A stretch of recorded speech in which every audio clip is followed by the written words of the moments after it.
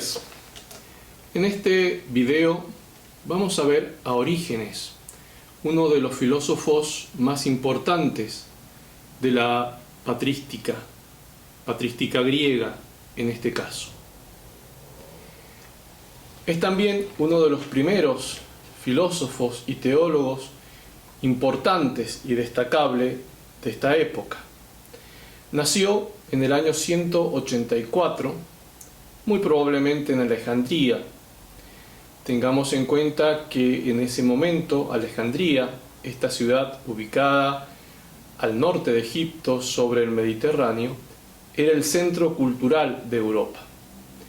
Y a pesar de que era una ciudad ubicada en Egipto, en el norte de África, era una ciudad de cultura griega y la lengua que se hablaba era el griego.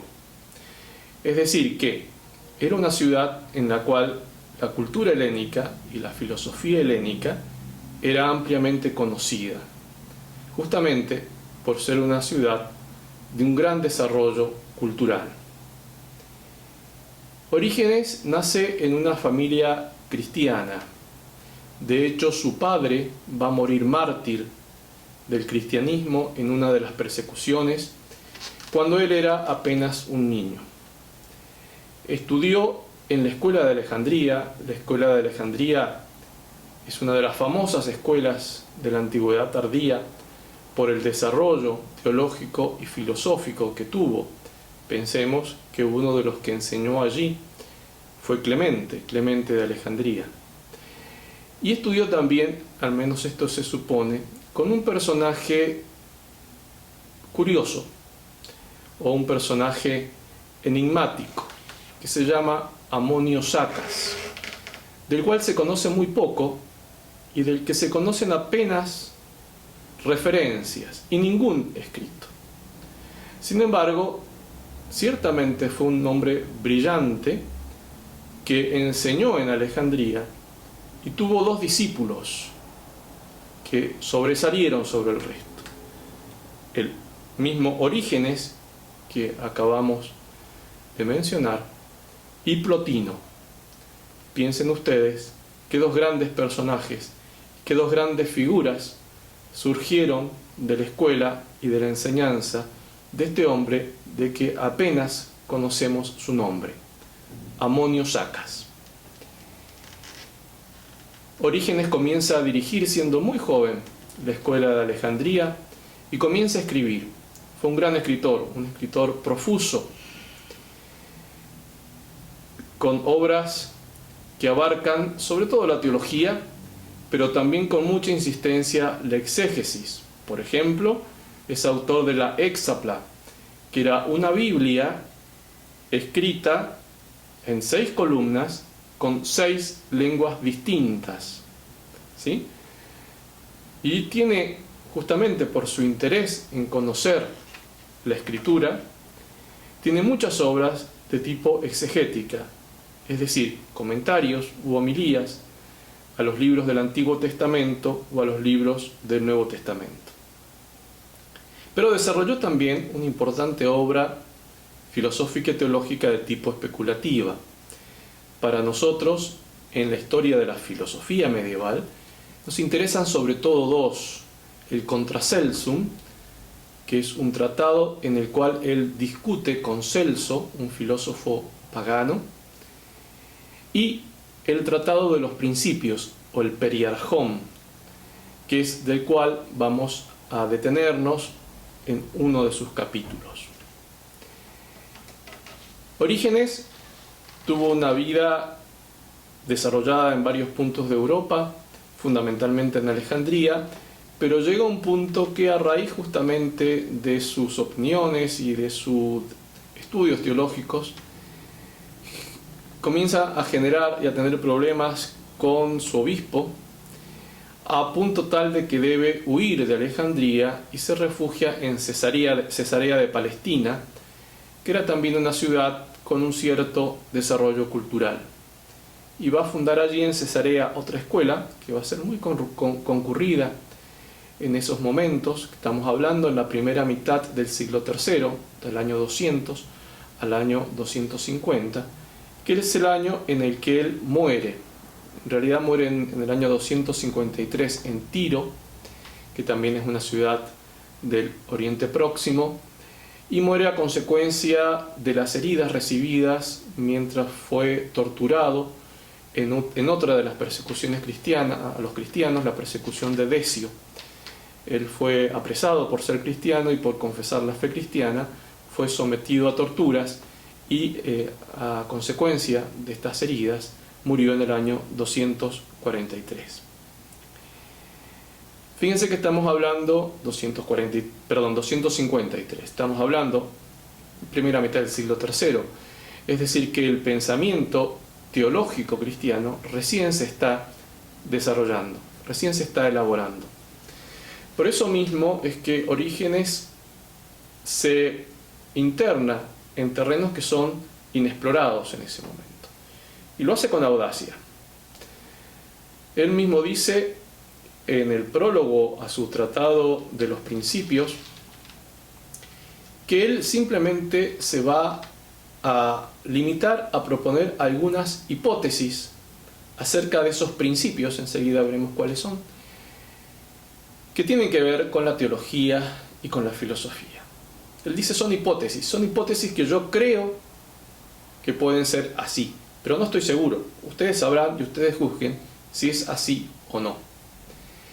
Pero más allá de esta, si queremos, libertad que él le otorga a sus lectores para aceptar o rechazar lo que él está proponiendo, lo cierto es que sus escritos le trajeron, primero, una enorme admiración por parte de las figuras culturales y teológicas más importantes de la época, entre ellos San Jerónimo, pero luego le van a traer, quizás sobre todo después de su muerte, una gran rechazo y persecución, porque efectivamente muchas de sus afirmaciones contradecían el dogma cristiano. En algunos aspectos, quizás secundarios, pero de todas maneras no eran ortodoxos. Es este el motivo por el cual Orígenes no es un padre de la Iglesia, sino que es un autor eclesiástico. Es este el motivo también, esta censura de alguna manera que hubo sobre la obra de Orígenes, lo que provocó que la mayor parte de su obra se perdiera. Es decir, que conocemos solamente una parte minoritaria de lo que Orígenes escribió. Sin embargo, esa parte minoritaria son muchos tomos. Llama la atención que una persona haya podido escribir, haya tenido la capacidad de pensar y de escribir tanto, en tan poco tiempo y en las circunstancias en las cuales tuvo que hacerlo. Esto solo puede hacerlo un genio, y yo estoy convencido que Orígenes fue uno de esos genios. Nos vamos a introducir ahora en el tratado que quizá tenga más sustancia filosófica, que es el Periarjón, o el Tratado de los Principios. ¿Cuáles son estos principios de los cuales habla Orígenes y a los cuales él desarrolla en su obra? Son 4: Dios, el mundo, el hombre y la revelación. Fíjense ustedes que estos 4 principios en realidad engloban de alguna manera casi la totalidad de lo que el hombre puede pensar. Por eso, con toda razón, este libro de Orígenes y este sistema origeniano puede bien ser calificado como una cosmología. Es decir, Orígenes intenta explicar racionalmente, con el logos, el cosmos, una cosmología.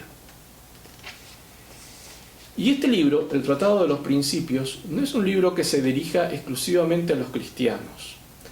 Esto es un rasgo importante en la obra de Orígenes. Orígenes tiene una actitud que nosotros diríamos hoy de apertura, en el sentido de que trata de escribir para todos aquellos que quieran leerlo, cristianos y paganos. Ciertamente que su público es un público culto, quizá incluso un público con una cierta erudición, pero sin embargo, no es un tratado teológico cristiano exclusivamente, o dirigido exclusivamente a los cristianos, sino que es un tratado, tanto el de los principios como el contra Celso, son tratados orientados a fortalecer la fe y la teología de los cristianos, pero también a convencer a los que no lo son de las verdades de esta fe, de esta nueva fe. Vamos a ver algunos elementos que son propios de la teología, pero que son relevantes para tenerlos en cuenta, más allá de que estemos haciendo un curso de filosofía, para poder entender lo que luego sí es la sustancia filosófica en la cual nos vamos a detener. Y es, si ustedes quieren, uno de los problemas teológicos que va a tener Orígenes y que se le pueden señalar a Orígenes, que no es demasiado claro en las relaciones de las personas trinitarias. Recordemos que para el cristianismo, para la ortodoxia cristiana, existe un solo Dios, por eso es una religión monoteísta, pero que sin embargo hay tres personas: el Padre, el Hijo y el Espíritu Santo. Tres personas distintas, un solo Dios verdadero.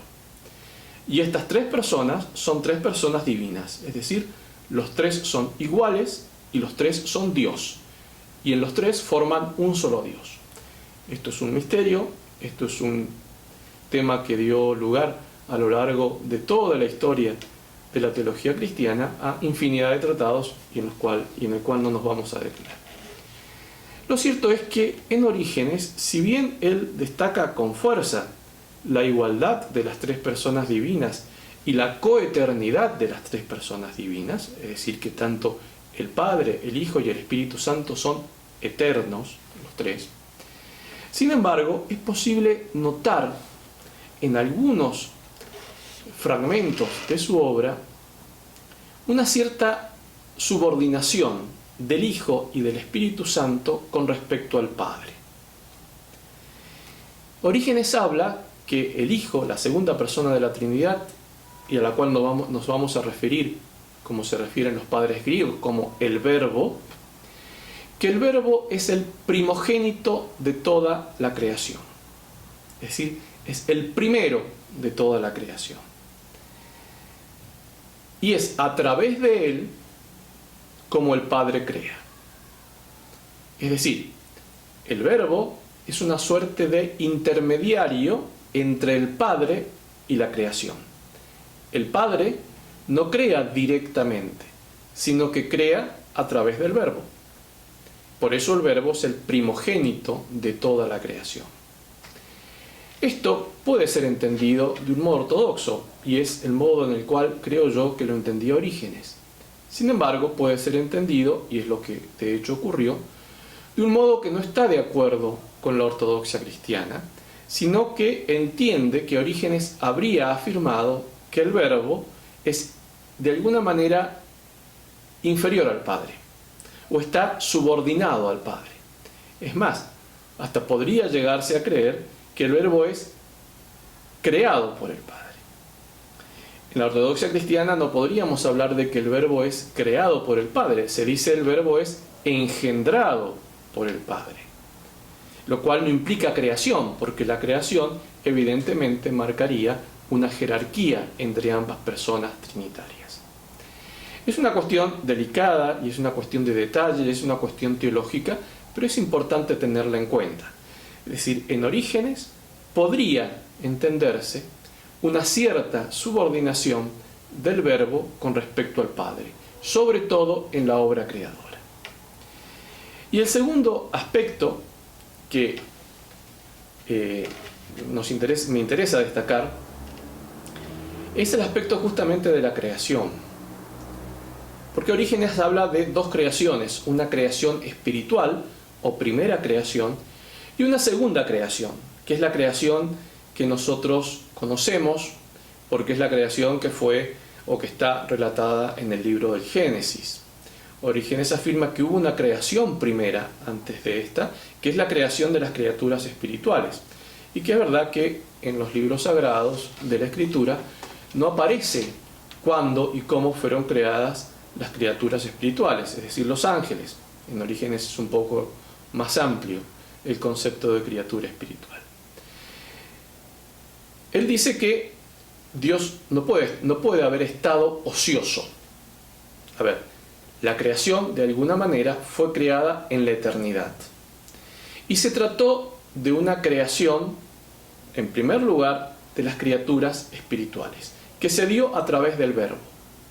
Así como el Verbo es la palabra del Padre, así también, dice Orígenes, el Verbo crea otros verbos que se comportan con respecto a Él tal como Él se comporta con respecto al Padre. Estos segundos verbos, creados por el Verbo divino, son las criaturas espirituales. Es decir, y para simplificar, se habría dado, según Orígenes, una primera creación, en la cual el Padre, a través del Verbo, creó innumerables criaturas espirituales. Pero algo aconteció, y esto es lo propio, quizá de lo más propio, de la teología y de la cosmología origeniana.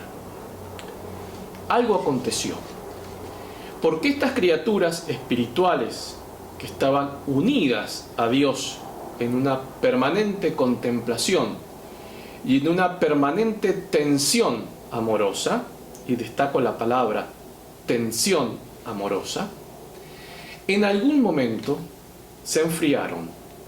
Pareciera que esta es el origen, o que este es el origen de la palabra alma. De hecho, Sigrón, según Orígenes, está emparentado con psijes.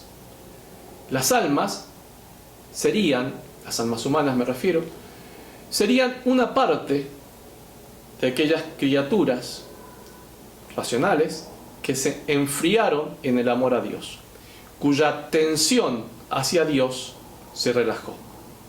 Y por eso cayeron. Se produjo entonces, en un momento determinado, una caída.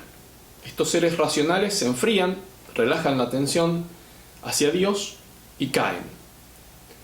Pero es una caída escalonada. Es una caída en la cual no todos caen al mismo nivel. Algunos caen menos y son lo que conocemos como las criaturas espirituales, es decir, toda una jerarquía de criaturas espirituales que dentro de la tradición cristiana y judía se llaman, por ejemplo, ángeles, arcángeles, serafines, querubines, dominaciones, tronos, potestades, virtudes. Los más bajos o los más alejados de todos, de Dios me refiero, son los ángeles, ¿no es cierto? Una segunda gran masa de criaturas espirituales cayeron más abajo que los ángeles. Y estos son los hombres. Y dice Orígenes, Dios en su misericordia, para evitar que estos hombres siguieran cayendo, les dio un cuerpo. Es decir, el cuerpo para Orígenes es un acto misericordioso de Dios, por el cual esas criaturas espirituales, Orígenes va a hablar de noes, es decir, intelectos, que han caído, puedan frenar su caída. Y para frenar su caída, se encarnan en los cuerpos. Es decir, los cuerpos, el cuerpo, la carne, es un acto misericordioso de Dios. Lo cual implica, y sobre esto no podemos detenernos, pero sí es importante tenerlo en cuenta, que para Orígenes, tanto el cuerpo como la creación material no es algo negativo, es algo positivo. Orígenes es un pensador optimista, como es optimista el cristianismo, a diferencia de otras posturas o de otras religiones de la época. Para el cristianismo, la creación material y en particular el cuerpo, la carne, son algo positivo. Es algo que Dios otorgó a las almas para que no siguieran cayendo. Entonces, en Orígenes, cuando hablamos de alma, estamos hablando de estos noes que se han encarnado en cuerpos. Alma en griego es psijes. Son noes que se han enfriado, psigrón. Se enfriaron de ese amor y cayeron. Sin embargo, otro grupo importante de noes se derrumbaron y cayeron mucho más que los hombres. Y esos son los demonios. Entonces tenemos un cosmos en el cual está Dios, que es el centro, el origen de ese cosmos. Tenemos a las criaturas espirituales, llamémosla de un modo genérico los ángeles. Tenemos los seres humanos, los hombres, que son noes encarnados, psijes, y tenemos a los demonios. Esta estructura del cosmos de Orígenes es dinámica. ¿Por qué? Porque los hombres, que es sobre lo que él va a desarrollar, sobre todo en este tratado de los principios, tienen no solo la posibilidad, sino el deber de remontarse y de volver a Dios. Justamente, el cuerpo que han recibido de Dios es el medio que tienen, la oportunidad que tienen para poder comenzar a ascender y retornar a ese mundo del que cayeron. Y eso se hace, eso se logra a través de las virtudes, que las virtudes justamente consisten, entre otras cosas, en un dominio del cuerpo. De alguna manera el cuerpo les permite, les da la posibilidad de ejercitarse, de luchar contra él mismo. Para Orígenes y para todos los autores, sobre todo los místicos de este momento histórico, la lucha del hombre no es una lucha contra seres exteriores, también lo es, pero no es la más importante. La lucha más importante es la lucha con uno mismo, es decir, alcanzar la libertad con respecto a las propias pasiones. Ciertamente que aquí entran a jugar también el tema de los demonios, porque los demonios, explica Orígenes, intentan o tratan que los hombres no puedan ascender, mientras que los ángeles quieren ayudarlos para que puedan ascender. Es decir, en esta cosmología origeniana se da una gran batalla. Los hombres, las almas, que desean ardientemente retornar a la unidad originaria, retornar al estado originario del cual salieron.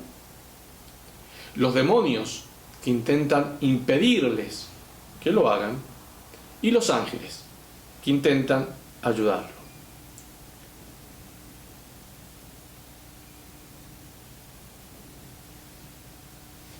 Fíjense que en este punto podemos encontrar lo que quizás sea la clave o una de las claves más profundas, más interesantes de la filosofía y de la teología de Orígenes. Puesto que él afirma que el hombre es capaz de retornar a esa unidad originaria. Pero es capaz, implica que si él quiere, puede hacerlo.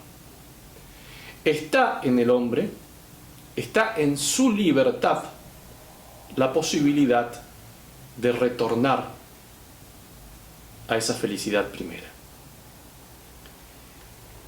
Yo les propongo que lean ahora el texto, que es un capítulo del libro tercero del Tratado de los Principios, en el cual se desarrolla muy brevemente el tema de la libertad. Y luego lo comentamos.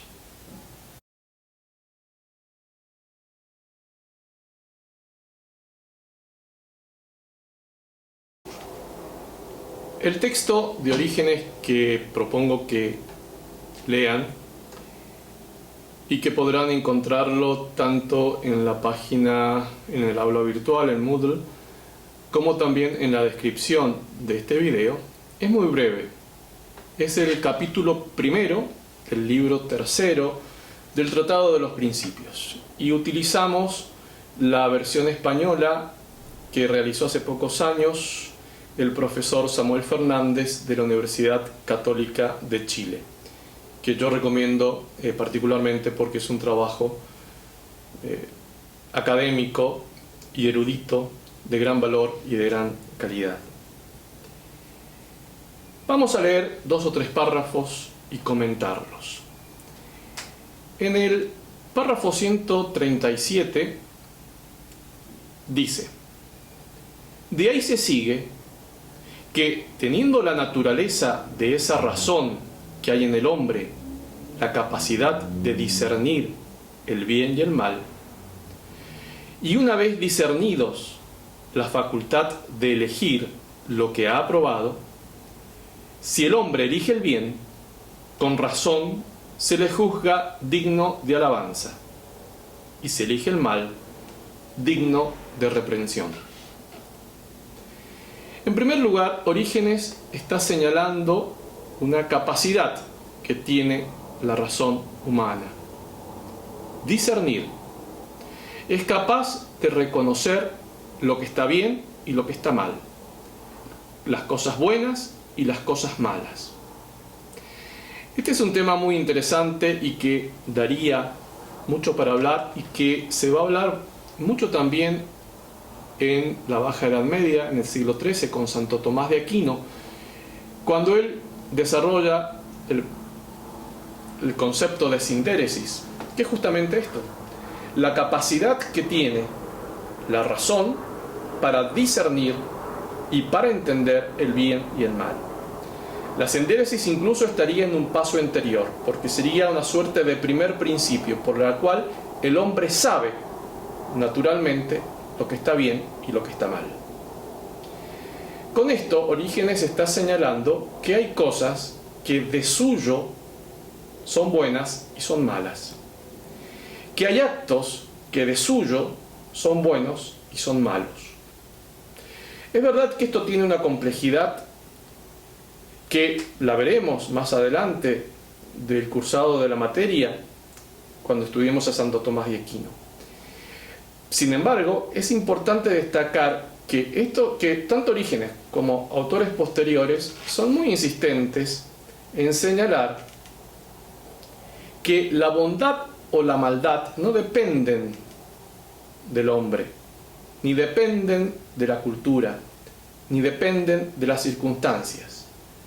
Hay cosas buenas y hay cosas malas. Hay actos buenos y hay actos malos en sí mismos. Y la razón del hombre es capaz de discernir si esos actos son buenos o son malos. Y sigue Orígenes en este párrafo: después de discernirlos, esa razón, nosotros quizá con una antropología aristotélica diríamos la voluntad que sigue a la razón, es capaz de elegirlos. Yo destaco esta palabra, elegir. El hombre es capaz de elegir. Quizá con un término también aristotélico, pero que en este caso viene a cuento. El hombre es capaz de proairesis, es decir, preferir una cosa sobre otra. El hombre no está destinado de un modo determinista, ni está destinado por un destino astral, por el horóscopo, por lo que fuere, a hacer una cosa o a hacer otra, a tomar una decisión o a tomar otra. Es el hombre el que elige. La capacidad de elección, para Orígenes, está en el hombre. Una vez que él discernió una cosa buena de una cosa mala, él puede elegir, proairesis, puede preferir una u otra. Una u otra. Es decir, puede elegir el bien pero puede también elegir el mal. Y esta elección tiene consecuencias. El hombre es responsable, es decir, da respuestas a las elecciones que ha tomado. Si elige el bien, dice Orígenes, con razón se le juzga digno de alabanza. Si elige el mal, digno de reprensión. Es decir, que tenemos una valencia moral que está indicando Orígenes para nuestras decisiones. Pero lo importante y lo que a mí me interesa destacar en esta parte es el enorme valor que le da Orígenes a la libertad. El hombre no está determinado. El hombre elige. Y puede elegir el bien o puede elegir el mal. Está en él hacerlo. Sin embargo, para Orígenes la cosa no queda aquí, porque esto sería quizá demasiado simplista. Entender esta facultad de discernimiento, como si el hombre, de un modo sencillo y muy llano, fuera capaz de discernir sin entretenerse o distraerse por otras cosas. Orígenes se da cuenta de que hay interferencias, y por eso dice en el párrafo 139: pueden venirnos de fuera impresiones diversas que atañen a la vista, al oído o los otros sentidos, que nos incitan y provoquen a acciones buenas o malas. Impresiones que, viniéndonos de fuera, no está en nuestra mano el que vengan o se nos ofrezcan. Pero el juzgar y el intentar cómo debemos comportarnos con ellas es misión de sola la razón que hay en nosotros. Orígenes es consciente de que a través de nuestros sentidos llegarán a nosotros una serie de impresiones que muy fácilmente nos distraerán y de alguna manera empañarán esa capacidad de discernimiento y consecuentemente la posterior elección que hagamos. Estas interferencias, estas distracciones nos vienen a través de los sentidos, y en una terminología un poco más contemporánea podríamos decir la cultura.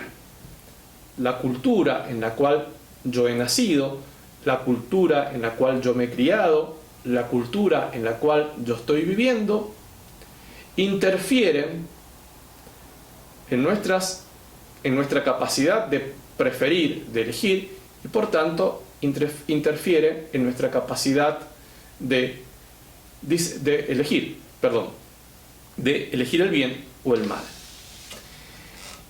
Y podríamos dar un paso más, que en Orígenes no aparece, pero que sí aparece con mucha frecuencia en otros autores y en autores incluso contemporáneos, y es que las interferencias de la cultura son tan fuertes, son tan marcadas, que no solo empañan la libertad, sino que la anulan.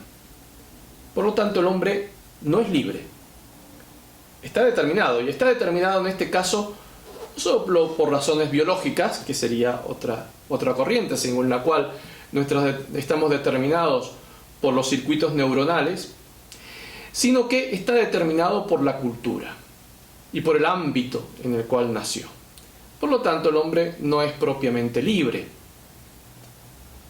Entonces, no sería digno de alabanza por haber elegido cosas buenas, porque en realidad es la cultura la que lo empujó a elegir esa cosa buena y no su libertad, pero tampoco digno de reprensión, porque es la cultura la que provocó que eligiera esa cosa mala.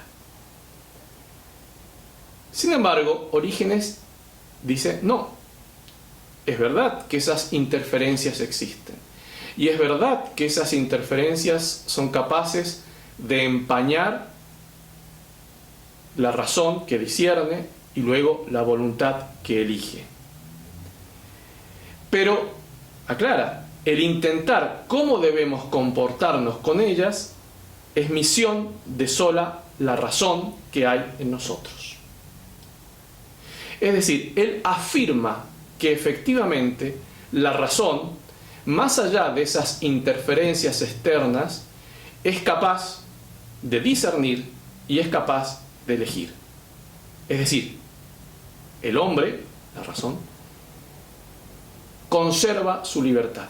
El hombre es libre, más allá de que esa libertad pueda en ocasiones estar limitada más o menos por la cultura, por la biología, por lo que fuere. La libertad no se pierde.